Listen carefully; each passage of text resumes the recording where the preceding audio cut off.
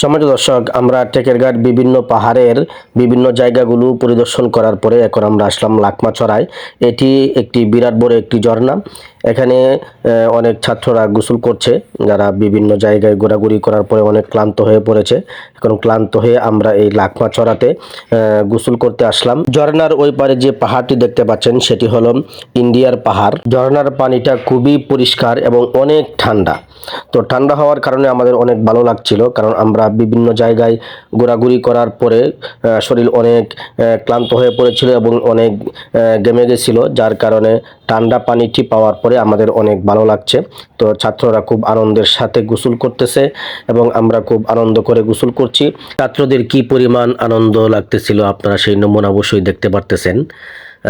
অনেকে আনন্দ করে গোসল করতেছে। টেকেরঘাট এই পাহাড়ের মধ্যে যতগুলো ঝর্ণা রয়েছে, সবগুলো ঝর্ণার মধ্যে এই ঝর্ণাটি হচ্ছে সবচেয়ে বড় ঝর্ণা, আর এই ঝর্ণাটির নাম হচ্ছে লাকমাছড়া।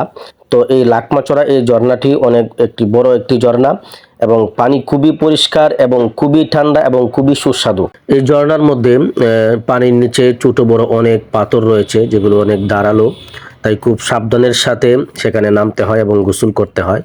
আমরা ছাত্রদেরকে বলে দিয়েছিলাম যে খুব সাবধানের সঙ্গে এখানে গোসল করবে, কারণ যেন কেউ আঘাত না পায়। তো এখানে ঝর্ণার যে ওই পার রয়েছে, সেখানে অনেক বালু পাথর মিশ্রিত জায়গা।